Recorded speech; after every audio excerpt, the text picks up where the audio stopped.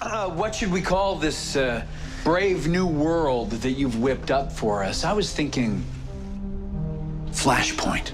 Hello, welcome to Dark Web. In today's video I will talk about the rewrite of The Flash's Season 3. Here you will have a summary of the changes in the story. So, let's begin. Season 3 starts with Barry living a normal happy life in the Flashpoint timeline. He has no recollection of the previous timeline because the version that caused Flashpoint has been erased from existence. And in doing so, Eobard Thawne's Reverse Flash gets erased from existence as well. In this timeline we have Kid Flash, and his archenemy Zoom, who has the power to slow time down. Barry gets acquainted with the main Flashpoint characters. And in this timeline he learns that the world is being torn apart by wars between metaphobic individuals and mutants with god superiority complex. Throughout the story, Barry gets to see how much the world has blackened. And he wonders why. Then the Speed Force contacts him and tells him about his pre-Flashpoint counterpart's life.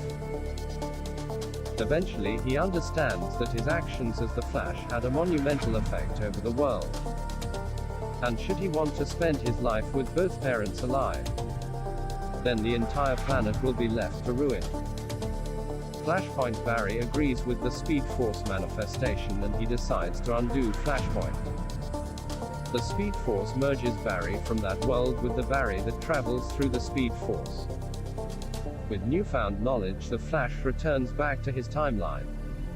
The timeline remains intact. 1 month later a new speedster appears in town.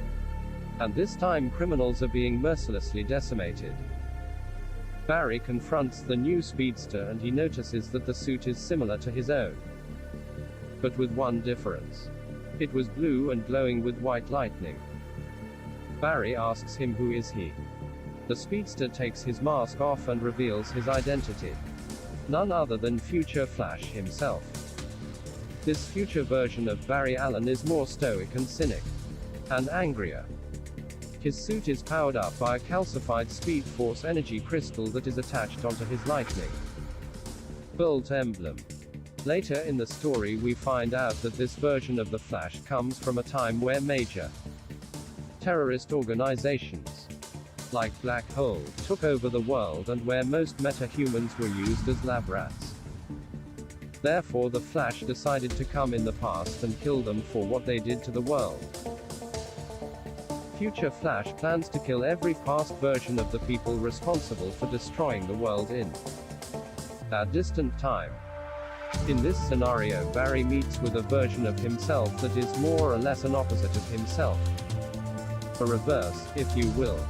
One who has given up on his old ways. However, time wraiths arrive from the Speed Force, ready to prevent the Flash from messing with time and space.